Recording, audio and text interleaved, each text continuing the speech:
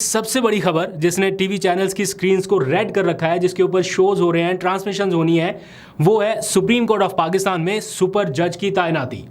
और as per expectation यानी तवक्कुआत के ऐन मुताबिक, प्लानिंग के ऐन मुताबिक, काजी फायज ईसा साहब के जो बहुत करीबी दोस्त थे जस्टिस अमीनुद्दीन खान, वो आईनी बेंच के सरबराह तैनात कर दिए गए हैं। और एक जुडिशल कमीशन का इजलास हुआ, उसमें कौन कौन लोग शरीक रहते हैं, कैसे ये कार्रवाई आगे बढ़ी, किसने इख्तलाफ किया, फैसला कुन वोट किसका था, और हैरान कुन चीज़ इस पूरे प्रोसेस में क्या रही, जिसके बाद बहुत सारी बातें हो रही हैं, वो सारी एक एक करके आपके सामने रखता हूँ ज़रा आसान लफ्ज़ों में। But on the other hand ज़ाहरी तौर पर ऐसा लग रहा है कि हुकूमत ने जो प्लानिंग कर रखी थी या जो टारगेट सेट कर रखे थे कि 5 नवंबर की शाम ख़त्म होने से पहले पहले उन्होंने ये टास्क अपने कंप्लीट करने हैं, वो सारी चीज़ें उन्होंने अचीव कर ली हैं।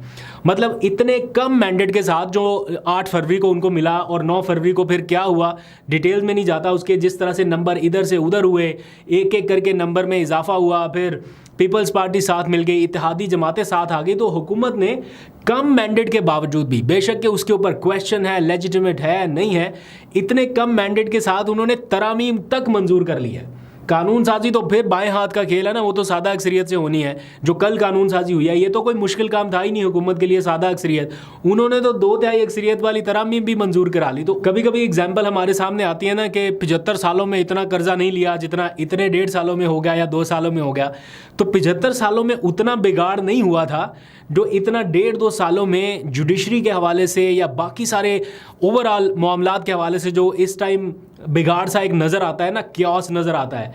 यानी ऐसा लगता है कि जैसे पाकिस्तान को ना एक रीसेट बटन की ज़रूरत है कहीं ना कहीं किसी स्टेज पे आके, कि सारी चीज़ें काम डाउन हो जाएं, ये क्यास ख़त्म हो जाए। लेकिन इन हालात में जो चीज़ें जिस तरह से तेज़ी से आगे बढ़ती जा रही हैं, इनका रिवर्सल तो नज़र ही नहीं आ रहा कि ये कभी पॉसिबल हो भी पाएगा। खैर, अब आ जाइए ज़रा सुप्रीम कोर्ट में होने वाली ताज़ा तरीन पेशरफ्त के हवाले से। एक तो आज की पेशरफ्त है ना, जिसमें अमीनुद्दीन खान को चीफ जज या सुपर जज नामजद कर दिया गया है, लेकिन उसके अलावा भी दर पर्दा कुछ ऐसा हो रहा है जिसने कुछ लोगों को तशवीश में मुब्तला कर दिया है। For example, justice Yahya Afridi यानी चीफ जस्टिस जो है वर्सेस जस्टिस मुनीब अख्तर और जस्टिस मंसूर अली शाह के दरमियान होने वाली रिफ्ट, जो कि खतो खताबत के सूरत में नजर आने लगी है, क्योंकि वो 2 जजेस चाहते थे कि आईनी बेंच का सरबराह नामजद होने से पहले पहले 26वीं तरमीम का फैसला हो जाए और वो फैसला सुप्रीम कोर्ट खुद करे। और उसके लिए इजलास भी हुआ, उसके मिनट्स ऑफ मीटिंग भी सामने आने लगे, उसकी तहरीरी जो खतो किताबत है वो भी जारी कर दी गई है। लेकिन याहिया अफरीदी साहब ने ये मुनासिब नहीं समझा कि सुप्रीम कोर्ट मौजूदा हालत में 26वीं आईनी तरमीम का जायज़ा ले। उन्होंने ये मुनासिब समझा कि आईनी बेंच आ जाए और वही इस चीज़ को देखे। तो इस मामले पर भी खतो किताबत हो रही है। अब इसके ऊपर जो चीज़ें, जो रिफ्ट है, वो शायद आपको आने वाले दिनों में और गहरी होती नज़र आए, क्योंकि ऐसा तासुर मिल रहा था कि याहिया अफरीदी साहब ने सारे जजेस को बड़ा पॉजिटिव मैसेज दिया है। मंसूर अली शाह को उन्होंने कमेटियों की सरबराही भी दे दी और स्टार्टिंग जस्टिस उनके बड़े ज़बरदस्त थे। लेकिन अभी जो ख़त सामने आए हैं मंसूर अली शाह का, जस्टिस मुनीब अख्तर का, उसको देख के लगता है कि कहीं ये रिफ्ट बढ़ सकती है। खैर, ये आगे वक्त बताएगा, लेकिन 1-2 दिन इस हवाले से भी क्रूशल रहेंगे। अब आ जाइए जस्टिस अमीनुद्दीन खान की जो आज की नामजदगी हुई, उसके हवाले से जुडिशल कमीशन का इजलास हुआ।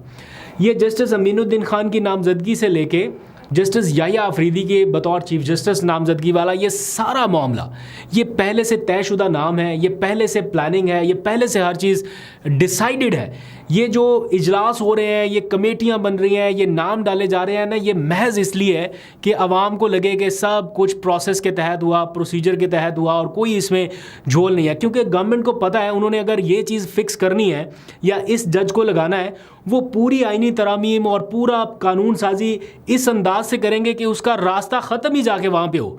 उन्होंने ये सारी जो कंपोजिशन की है, जुडिशल कमीशन में कौन कौन होगा, जजेस की तैनाती कैसे होगी, ये हर चीज़ कंट्रोल है। अगर गवर्नमेंट आज फैसला कर ले, या फॉर एग्जांपल शहबाज शरीफ साहब आज फैसला कर लें कि ये वाला जज जो है ये प्रिजाइडिंग अफसर होगा, तो उसके हवाले से 2 मिनट में ऐसी कानून साजी पास होगी जिसके बाद आप बेशक 36 इजलास कर लें, लेकिन रिजल्ट वही आएगा जो वो चाहेंगे। तो सारी चीज़ें प्लान आउट उस तरह से हुई हैं। तो इसलिए ये क्यों होता है हर बार के चीफ जस्टिस कौन होगा सबको पता होगा कि नहीं याहिया अफरीदी होंगे, क्योंकि मंसूर अली शाह को तो बनाएंगे नहीं, मुनीब अख्तर को भी नहीं बनाएंगे, तो याहिया अफरीदी साहब होंगे। ऐसा क्यों था कि सबको मालूम था कि जस्टिस अमीनुद्दीन खान के नाम पे ही कुरा निकलना है, क्योंकि 17 जजेस थे और किसी का नाम क्यों नहीं कोई लोग ले रहे थे। सबको ये क्यों पता था कि जस्टिस अमीनुद्दीन खान होंगे, क्योंकि जस्टिस अमीनुद्दीन खान जो है वो काजी फायज ईसा के मोस्ट ट्रस्टेड साथी हैं। और जब भी कोई बेंच बनाते थे काजी फायज ईसा, तो वो जस्टिस अमीनुद्दीन खान को शामिल करते थे। और आपको पता है आखिरी दिनों में जब जस्टिस मुनीब अख्तर को प्रैक्टिस एंड प्रोसीजर कमेटी से निकाला गया, तो काजी फायज ईसा ने किसको डाला था? जस्टिस अमीनुद्दीन खान को। तो वो लोग जो कहते थे कि काजी फायज ईसा को कोई भूलेगा नहीं और सारी ज़िंदगी लोग इनको याद रखेंगे, मेरा नहीं ख्याल कि अब आप उनको याद रखने वाले हैं, क्योंकि अब उनके जो दोस्त आए हैं अमीनुद्दीन खान, अब आप बस यही नाम लेते रहेंगे। तो इनके सामने जो केसेस जाने वाले हैं, इंतखाबात में धांधली का केस, 26वीं तरमीम वाला मामला भी इन्हीं के पास जाएगा, जो खुद 26वीं तरमीम के तहत चीफ जज बने हैं। इनके पास बेशुमार इख्तियारात आ गए हैं, तो इन्हीं के पास 26वीं आईनी तरमीम चैलेंज होगी। फिर मिलिट्री कोर्ट्स का सारा मामला भी इन्हीं के पास जाएगा। क्या सिविलियंस का ट्रायल हो सकेगा, ये सारा कुछ यही बेंच डिसाइड करेगा। फिर मखसूस नशिस्तों का सारा मामला इनके पास आना है। फिर ट्राइब्यूनल्स जो कायम किए गए हैं उसका सारा मामला इनके पास। तो हर वो आईनी मामला जो कहीं ना कहीं गवर्नमेंट समझती है कि उनका इक़्तिदार ख़तरे में डाल सकता है या उनको कमज़ोर कर सकता है, वो सारे के सारे इनके पास जाएंगे, जो कि ख़ुद हुकूमत की जानिब से एक बेंच बनाया गया। तो आपको बहुत अच्छे से अंदाज़ा हो जाना चाहिए कि आगे अदलिया के मामला किस तरह से बढ़ने वाले हैं।